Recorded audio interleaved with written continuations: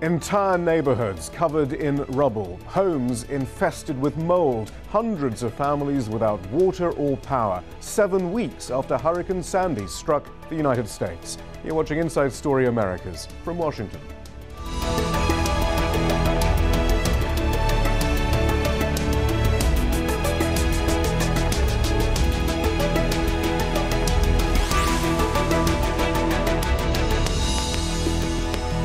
Hello, I'm Shihab Rutansi. In New York and New Jersey, tens of thousands of homes are still uninhabitable, nearly 2 months after Hurricane Sandy.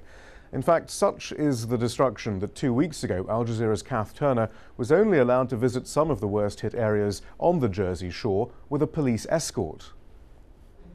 The people who own properties here can only come in between 8 a.m. and 4 p.m. They come in to check in on their homes and start clearing out the debris, but there's a lot more to be done. You can't drink or flush the water, and there's no gas or power. Residents say they need more help from federal and local authorities to rebuild.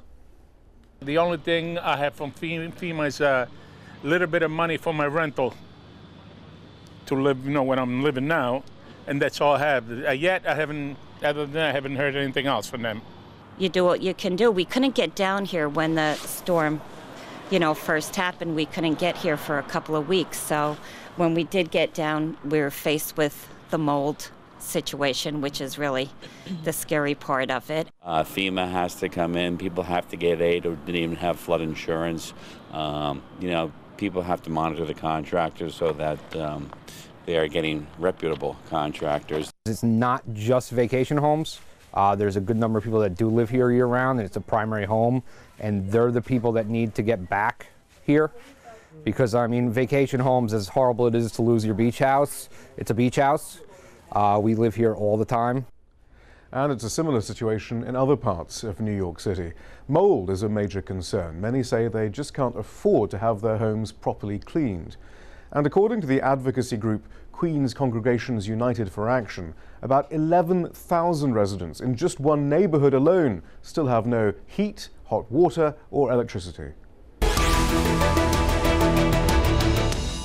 So, what are the biggest problems facing the hardest hit communities in the US after Hurricane Sandy? For more on this, we're joined by Aria Doe, Executive Director of the Action Center, a community-based organization in Queens, New York. Actually, first of all, Aria, let me just put up a map here of some of the areas still struggling to recover from Sandy. Residents of the Rockaways in Queens are still enduring power outages. Residents lack reliable heating. In addition, there are health risks associated with mold growth in homes. Immigrant communities in Midland Beach, Staten Island have also been hard hit. Many have been unable to apply for government assistance. A survey by Make the Road New York found that 1 in 3 residents in hard-hit areas of Staten Island and Long Island have suffered property damage. Oakwood, Staten Island is a particular area of concern, and Red Hook, Brooklyn, another area struggling to recover. There's also been major infrastructure damage. For example, it's estimated that the Hugh L. Carey Brooklyn Battery Tunnel needs $700 million in repairs. So, Aria, help us understand those numbers for us. You're primarily concerned with the Rockaways. Is that correct? Give us a sense of how bad it is there. Right. Yes, and I'm even concerned with a subsegment of the Rockaways. It's an 11.5-mile peninsula, and you'll find your multimillionaires on one side, stabilized families on the other. But the area that we work with is the area in the middle, and it's comprised of 6 public housing units with 45,000 residents. 65% of them were living 200% below poverty levels. This is before Sandy hit. We liken it to finding a community that's already 6 feet under, and now with the advent of Sandy, it's 7 feet under. And how do you crawl out of that? And even when you get to the status quo, when it's 200% below poverty levels, the devastation is enormous. Right now, even as of this week, we have 60% of our residents in the public housing units that are dealing with mold that is surrounding them, and in some instances, so black and so thick that it looks as if walls have been painted black. What this is starting to do is to make respiratory illnesses that were already prevalent in the community that much worse. We see kids that their asthma conditions are being accelerated. There's high blood pressure. There's bleeding from the mouths and nose of residents where we're not sure if it's because of mold conditions or because residents had to drink from fire hydrants for the first 3 or 4 days after the storm hit, or is it just the high blood pressure that's brought on by the pressures that families are experiencing due to the devastation and due to the fact that now 7 weeks later they're still going through it. In fact, it's worse than when it first hit. But at the very least, do they have power and water, electricity? Have these services been restored at least? Well, in some areas, basically we do canvas by canvas, apartment by apartment surveys, and Doctors of the World and the Rockaways People Medical Movement have been instrumental in helping the Action Center stay with current on-the-ground numbers. And as of this week, again, we have 60% that have mold issues, 13% still do not have heat in these residences, and 20% still do not have hot water. So the answer is yes for some and no for others. And much of the power is generated power, so sometimes because of the power drain, you feel like you're in a nightclub when you go in a building because the power flickers on and off, and because of ongoing problems with the plumbing, with the boilers, and so on and so forth. Sometimes there are controlled outages as well, where heat is turned off, or hot water is turned off due to the Housing Authority trying to make some subsequent repairs. Well, we were told there was a rapid repairs unit, 2,000 workers deployed. I mean, what are they doing then? How's that scheme faring? Well, rapid repairs, it deals more in terms with homeowners. And to illustrate a picture of what NYCHA residents, and that's the New York Housing Authority residents, these are, again, primarily an impoverished community that's in governmental housing, they can't have rapid repairs in there. Everything has to go through these housing units. So for instance, if you are in a mold-infested apartment, as many of our residents are, you have to wait for NYCHA, the New York Housing Authority, to come and clean those apartments. Well, the New York Housing Authority workers themselves have been forbidden by their unions to go in and clean these apartments because the mold hazards and the health hazards are too great. And so the union has done what they perceive as their job. And in some ways, even though it may anger you that the apartments aren't being cleaned, you understand that they are doing their jobs in protecting their workers. So when you say to residents, it's too dangerous for our own people to go in there and clean it, what are we really telling them? So they've hired third-party workers to go in to clean the apartments. These workers are not being trained as well as they need to be, nor do they have the equipment for it to be safe for them.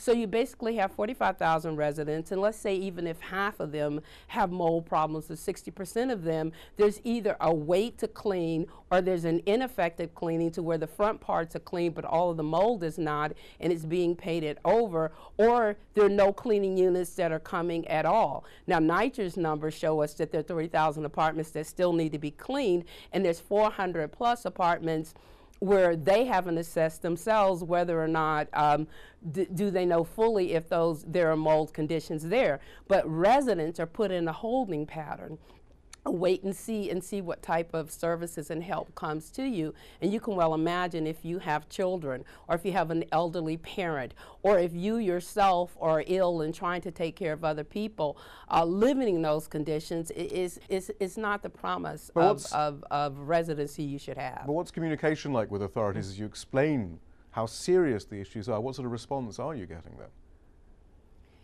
Well, all of us, of course, the Action Center, as well as other community activists, as well as residents in the community, we're all ringing a bell and the clarion call to make sure that this message is getting out. That's one reason we rush from the Rockaways here to do this program, because people need to know that this is not a story that goes away in 6 weeks or 6 months or even a year, but these conditions are still there. We're crying, we're pounding, we're trying to make sure that people understand that this is still going on, but the pace is very, very, very, very slow.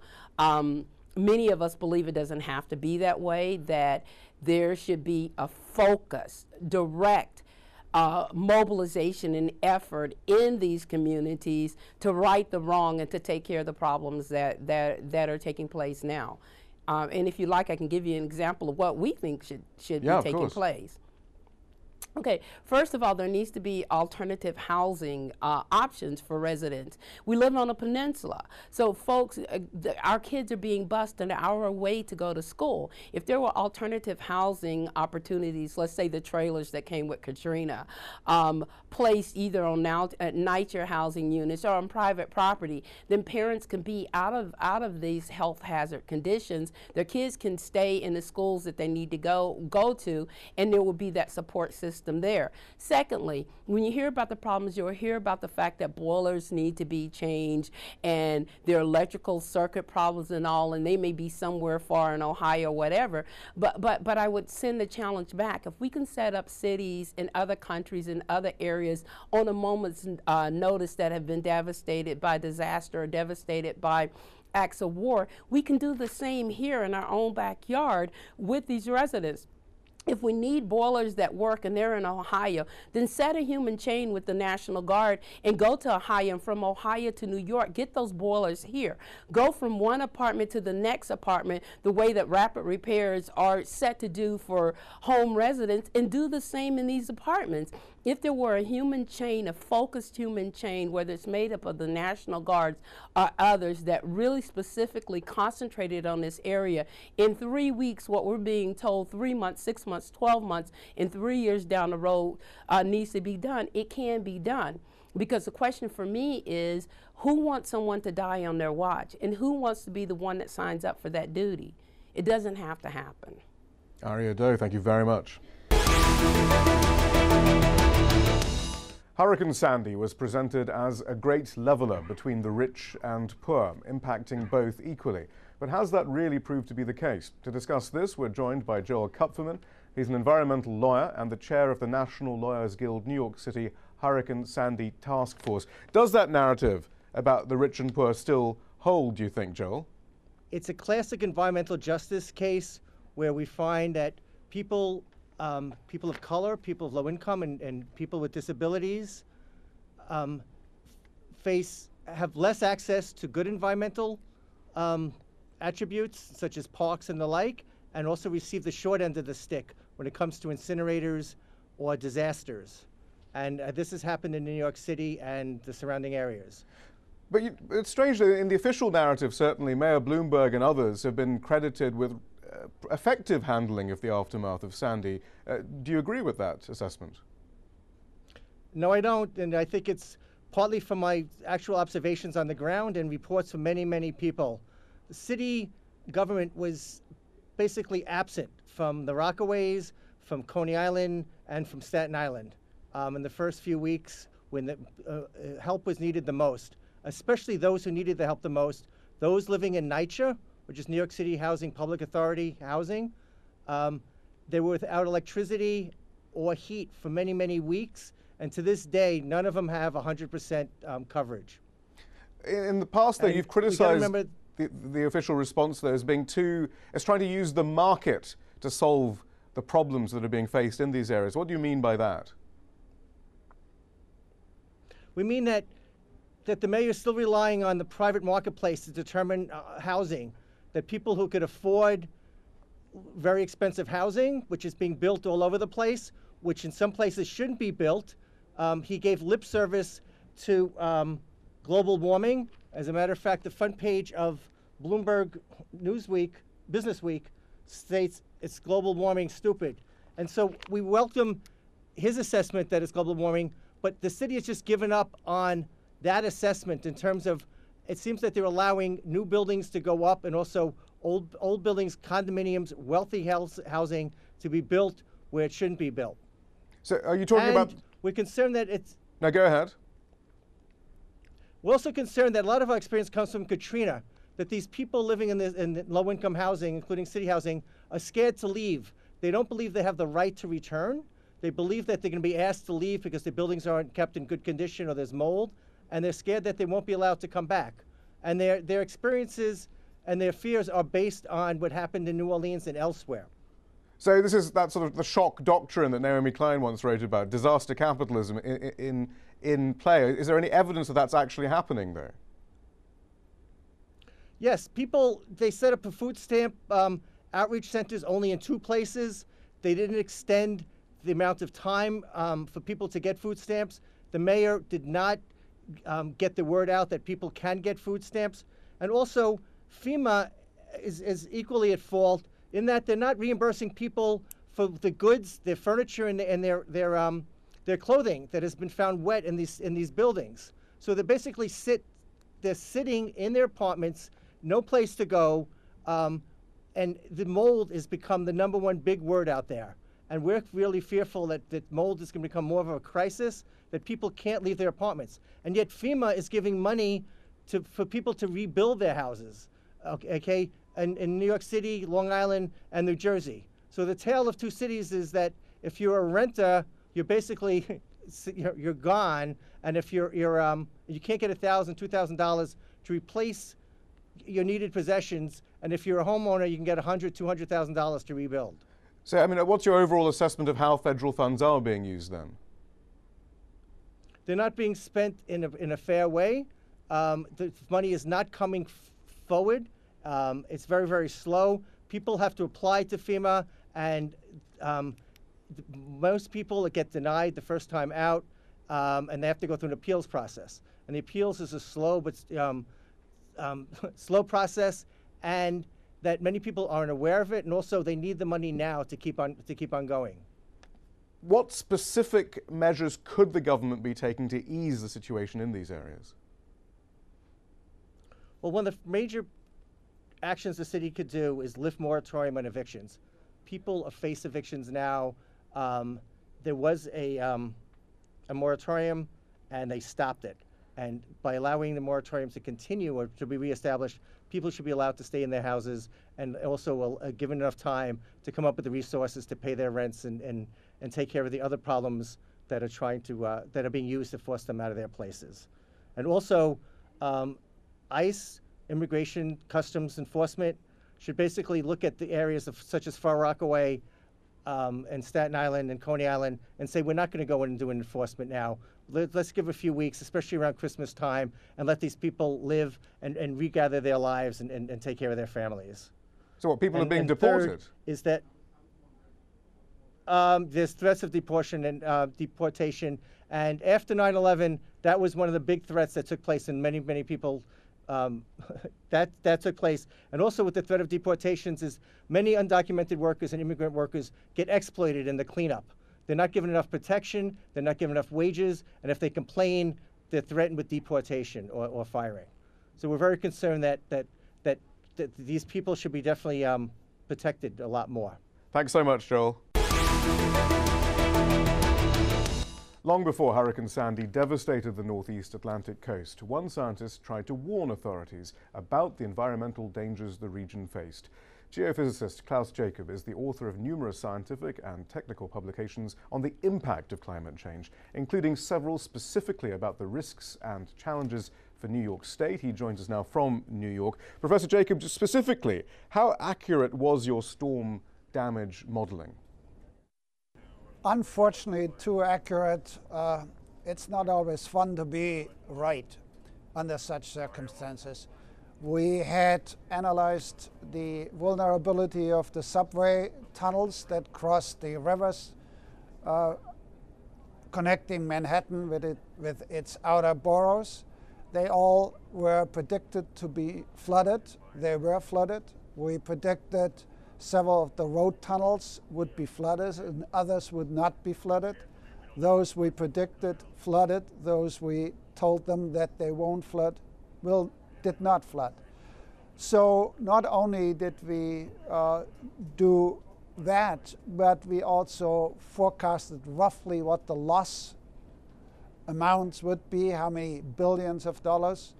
And we came out in the order of $50, $60 billion, and unfortunately, even that seems to be right.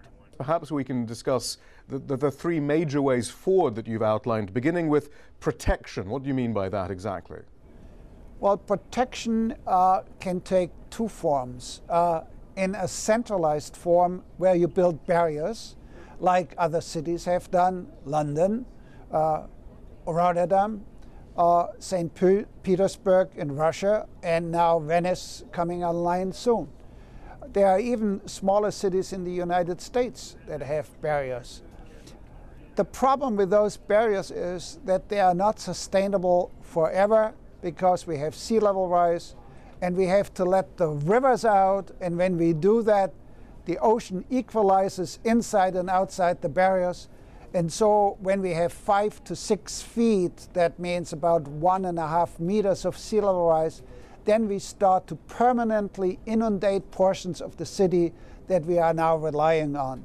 So they are good only for a century, maybe a little bit longer, maybe a little bit less. This is not a sustainable solution. All right, so that leads us on to accommodation. Specifically, what does that mean?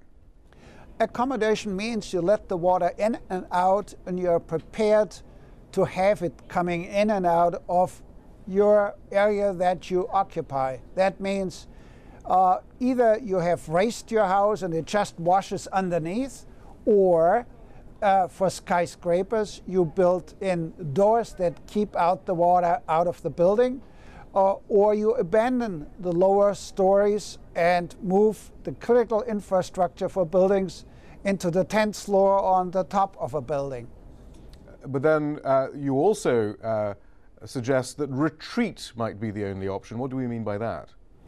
Retreat is the ultimate and perhaps the only truly sustainable solution. New York City, like other low-lying cities, has the luxury of having high topography. We have the Washington Heights, we have Brooklyn Heights, we have the area around Central Park is high. We need to move a little bit closer together on our high-lying portions of those 4 islands and the one mainland borough, that's the Bronx. So we have actually alternative options from an urban planning point of view that other low-lying cities do not have. Given that there are many who don't even want to commit recovery funds in the immediate aftermath of Sandy, what hope is there to get the billions of dollars for rational, long-term planning, urban planning, a reimagining perhaps of New York City? Well, New York City, of course, is not the only city in the country, in the United States, nor, of course, there are many other cities around the world. So when we just look at the United States, those people who deny help now will cry for help later when they are being hit, let's say, by a drought or by a tornado. We all will have to deal with climate change in its various forms. And while for the coastal cities, and New York City is one of the coastal cities, has to deal particularly with storm surges and sea level rise, there are other forms of climate change that have to be addressed. And when those folks cry for help for their needs, then maybe we all realize that we're all sitting in the same boat. But I know you don't simply specialize in geophysics, but you also specialize in public policy, public affairs. I mean, are there any specific strategies to convince authorities to do something about this if science and common sense doesn't win? Well, follow the trail of the money. Whenever you spend money, then you have to spend it wisely, or you put actually some either tax, which is this no word in the United States, you put some tax on it, or when it comes to greenhouse gas emissions, you put actually a cap and trade on it. You get charged for emitting CO2 or other greenhouse gases. And that money then can be spent to fix the problems that we have put ourselves by putting all that greenhouse gas into the atmosphere, warming the atmosphere, and thereby raising the sea level rise. There has to be a balance between what we have done to make us lose all those monies in disasters. And if we tax those processes like greenhouse gas emissions rightly, then I think we have funds in fixing up the problem and making us safer. Professor Jacob, thank you very much. And that's it from the team in Washington, D.C. for now. Don't forget to follow us on Twitter and Facebook, where you can find more information about the program. And we want to hear from you. Tell us what stories you think we should be covering. Send your ideas directly to us at insidestory@aljazeera.net.